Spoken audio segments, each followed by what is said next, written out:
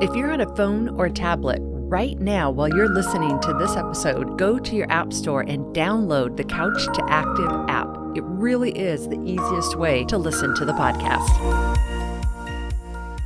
Well, hello. Can you believe it? It is July 1st, 2020. We are now officially on the back half of 2020.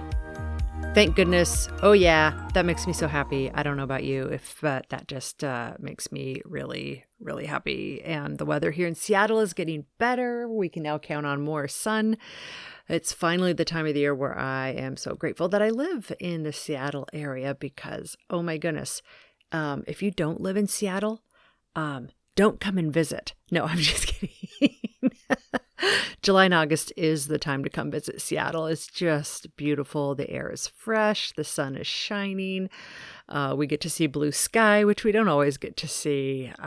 So, my friends, today is time to do your monthly planning for exercise. That's right, folks.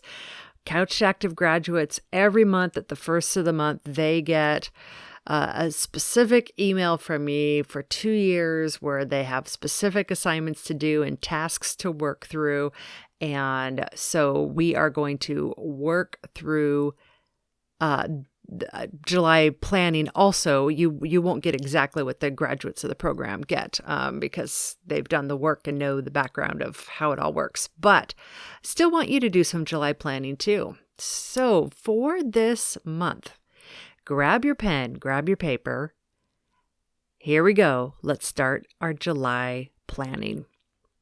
So, number one, you want to list everything. Take a look at your calendar and list everything, every date in July that you think there's something going on that you can plan for that would get in the way of exercise. Write those dates all down. Now, for me, July 4th used to be one of those, or could have been one of those easily, but I've been doing this Couch to Active thing a little while now.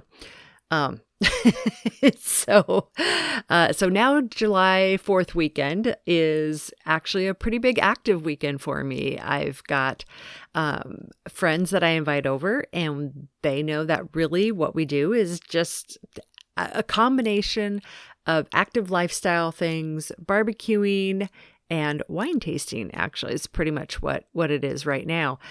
So I'll be doing some hiking, some kayaking, some walking around town. So I'll be getting in a decent amount of exercise. So what you do is list on your calendar everything for the month of July that's going to get in the way of exercise, and then push through and see if you can make a plan for it. And then also look at an overall thing because, folks, we've still got so much going on in the country. So we want to look overall in our lives right now. What's different in July from June? Or what do you think is going to be different in July from June? How is your health doing in July? How is your mental health doing in July? And plan for those things. Plan for what you can do to support your physical health and support your mental health.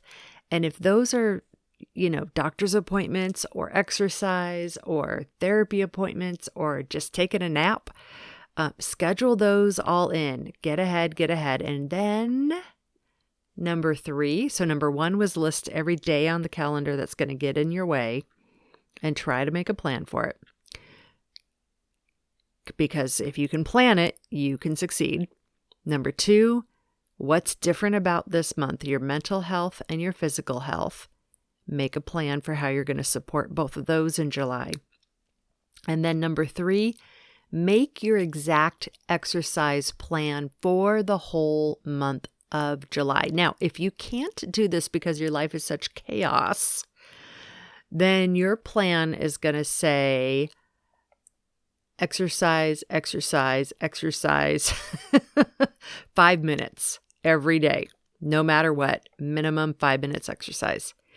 If your plan is total complete chaos because you have chronic illnesses and you just don't know from one day to the next how you're going to feel, then still make your exercise plan.